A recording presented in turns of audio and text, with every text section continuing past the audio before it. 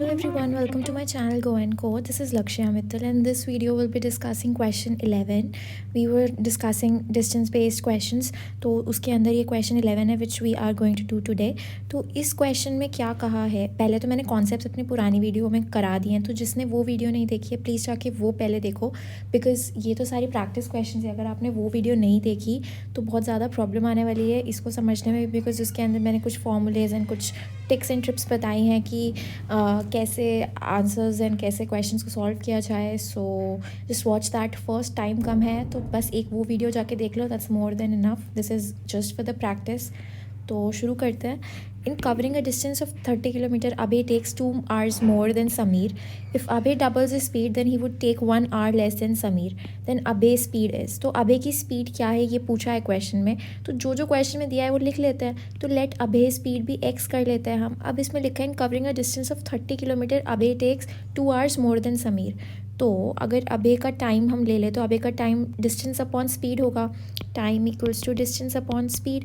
तो ये हो गया अभय का time and he takes 2 hours more than Sameer. If Abhay doubles his speed then he would take 1 hour less than Sameer. तो अब क्वेश्चन में क्या मेंशन किया हुआ है कि समीर का टाइम कितना. अब समीर का टाइम मान लो एक टी ले लें.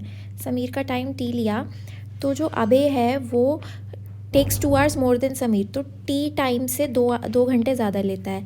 एंड अगर अभय की स्पीड डबल कर दी जाए तो 30 डिवाइडेड बाई 2x हो जाएगा. Then he would take 1 hour less than Sameer, तो t-1 हो जाएगा. तो ये ऐसे. अब अगर हम दोनों को सब्ट्रैक्ट कर दें, 1 और 2 को अगर हम सब्ट्रैक्ट कर दें तो क्या होगा हमारा आंसर 1 - 2. 30 माइनस सब्ट्रैक्ट इसलिए करें ताकि टी एलिमिनेट हो जाए, बिकॉज टी की वैल्यू हमें नहीं दी हुई. टी एज इन समीर का जो टाइम है. 30 - 2x equals to t + 2 - t + 1. तो ये हो जाएगा इक्वल्स टू 3. अब अगर हम x को सॉल्व करेंगे तो हमारा आएगा 5 किलोमीटर पर आवर. तो ये बस क्वेश्चन इजी सा था, बस आपको इक्वेशंस बनानी है ना, आपका क्वेश्चन सॉल्व हो जाएगा. तो ऐसे ही क्वेश्चंस इजी आते हैं, बस आपको जल्दी जल्दी सॉल्व करना होता है इन एग्ज़ाम, सो दैट आप और लोगों से आगे निकल जाओ. सो प्रैक्टिस चाहिए उसके लिए. Now coming on to 12th question, it is saying Robert is travelling on his cycle and has calculated to reach the point A at 2 p.m. If he travels at 10 kilometer per hour, he will reach there at 12 noon. If he travels at 15 kilometer per hour, at what speed must he travel to reach at 1 p.m. तो अब अभी cycle पे चलना शुरू कर रहा है और उसने कैलकुलेट किया कि वो 2 PM पे पहुंच जाएगा अगर वो 10 किलोमीटर पर आवर की स्पीड से जाए, और वो 12 बजे पहुंच जाएगा अगर वो 15 किलोमीटर पर आवर की स्पीड पे जाए. तो at what speed he must travel to reach A at 1 PM. तो हमें first of all distance calculate करना है. डिस्टेंस कैसे कैलकुलेट करते हैं वो देखते हैं. तो अगर मान लो हमारी जो डिस्टेंस है वो x ले लें. So let's suppose distance is x. Distance x.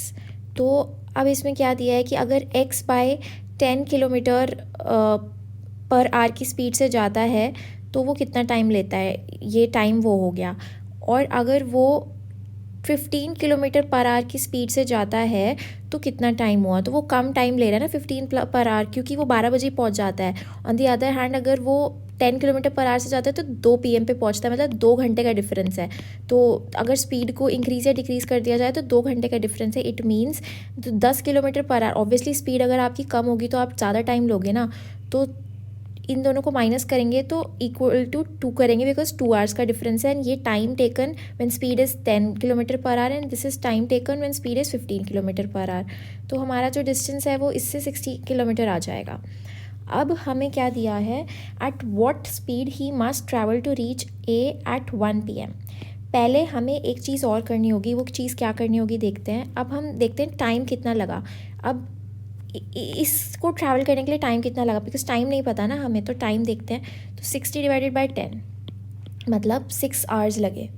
6 hours लगे मतलब उसने अगर 10 किलोमीटर पर आवर से शुरू किया तो 2 PM पे पहुंचा, तो उसने शुरू कितने बजे किया होगा, उसने 8 AM पे शुरू किया होगा ना. उसने अगर 8 AM पे शुरू किया होगा तो 8 AM + 6 hours gives you 2 PM. मतलब उसने 8 AM पे शुरू किया होगा जब ही तो उसका आंसर आया होगा. तो अब हमें पता लग गया कि उसने शुरुआत कब कितने बजे से की, उसने 8 AM से शुरुआत की। अब हमें पूछा at what speed must he travel to reach 1A at 1 PM। तो 8 AM और 1 PM में कितना डिफरेंस है? 8 AM और 1 PM में 5 घंटे का डिफरेंस है, मतलब हमें टाइम मिल गया कि कितना टाइम लगा। अब डिस्टेंस हमें पता है, डिस्टेंस कितना था 60 किलोमीटर, और टाइम हमें पता है। तो अगर हमें टाइम और डिस्टेंस पता है तो हम स्पीड निकाल सकते हैं ना। तो एट वॉट स्पीड पूछा है हमें जिससे वो 1 PM पे पहुंच जाए। तो अगर वो 12 किलोमीटर पर आवर चलाएगा तो वो 1 PM पे पहुंच जाएगा, और हमारा आंसर हो जाएगा 12 kilometre per our. So I hope आपको समझ आया, और नहीं समझ आया तो late me know in the comment box. तब तक के लिए क्वेश्चन 13 सॉल्व कर लेते हैं। So it takes 8 hours for a 600 kilometer journey. If 120 kilometer is done by train and the rest by car, it takes 20 minutes more. If it takes 20 minutes more if 200 kilometer is done by train and rest is done by car, the ratio of speed of the car to the speed of the car is easy सा question है, बस equations बनानी है. Let x be the speed of the train and y be the speed of the car. ठीक है, अब equations बना देते हैं. अब घंटे लगे 8 आवर्स, तो 8 equals to if 120 kilometre is done by train, तो मतलब 120 बाय एक्स प्लस 600 टोटल जर्नी है, तो 600 में से अगर हम 120 माइनस करेंगे तो हमारा आएगा 480. तो ये हो जाएगा 480 बाय वाई. ठीक है, ये इक्वेशन 1 बन गई हमारी. अब नेक्स्ट इक्वेशन क्या है? Takes 20 minutes more. 20 minutes more का मतलब है 8 प्लस 20 बाय 60. समझ रहे हो ना, 8 प्लस 20 बाय 60 क्यों किया? Because it's given that what do we say, it's 20 minutes. तो 20 मिनट्स को हमें आवर्स में कन्वर्ट करना पड़ेगा बिकॉज 8 आवर्स दिया है ना. तो हमारा ये हो जाएगा 25 बाय 3 इक्वल्स टू कितना दिया है? If 200 kilometre is done by train, तो 200 by x, x is the speed of the train, plus 400 बचा, 600 किलोमीटर की जर्नी थी, तो ये डिवाइडेड बाय वाई. तो जब आप इन दोनों इक्वेशंस को सॉल्व करोगे तो जो हमारा आंसर आएगा वो एक्स आएगा हमारा. तो ये दो इक्वेशन है, दो वेरिएबल आराम से सॉल्व हो जाएंगे, तो वो तो सॉल्व करना आता ही है आपको. तो एक्स का वैल्यू आ जाएगा 60 एंड वाई का आंसर आ जाएगा 80. एंड हमें रेशो ऑफ स्पीड्स पूछा है, तो एक्स बाय वाई आ जाएगा हमारा 3:4. So this is the answer to the question. Now moving on to the 14th question, it says that a farmer traveled a distance of 61 kilometer in 9 hours. He traveled partly on foot at the rate 4 kilometer per hour and partly on bicycle at the rate 19 kilometer per hour. So the distance traveled on foot is, तो हमें 61 kilometre की journey दी हुई है, 9 घंटे में पूरी करते हैं, तो वही 9 घंटे से इक्वेट कर लेते हैं पहले. तो अभी travel partly on foot. Let suppose उसने फुट पे कितना ट्रैवल किया, एक्स ले लेते हैं. तो distance travelled on foot, distance on foot is x, let suppose. ठीक है, अब डिस्टेंस ट्रैवल्ड ऑन बाइसाइकिल कितना हो जाएगा? 61 माइनस एक्स. ठीक है, और ये डिवाइडेड बाय स्पीड कितनी दी हुई है? While you travel on foot 4 kilometre, और साइकिल से ट्रैवल करते हो तो ज़्यादा स्पीड हो जाती है. और ये distance upon speed is time, distance upon speed is time, and total time is 9 hours. तो अगर आप इसको इक्वेट कर दिया है 9 से, सॉल्व करोगे तो आपको जो आंसर आएगा वो 16 किलोमीटर आएगा. देखो, मतलब क्वेश्चन धीरे धीरे ईजी होते जा रहे हैं because you know the concepts, right. So अब हम लास्ट क्वेश्चन पे मूव ऑन करते हैं, फिर उसके बाद हम कोई और नई सीरीज़ शुरू करेंगे एप्टीट्यूड में. बट अभी इस टॉपिक का last question is that a man covered a certain distance at some speed. Had he move 3 kilometre per hour faster, he would have taken 40 minutes less. अगर आप ज़्यादा स्पीड से मूव करते हो तो टाइम कम लगेगा because speed is inversely proportional to time. खुद भी सोच के देखो ना, ज़्यादा तेज़ भागोगे तो कम टाइम लगेगा जब भी आप रेस में ज़्यादा तेज़ भागने का एम करते हो. So, had he moved 3 kilometer per hour faster, he would have taken 40 minutes less.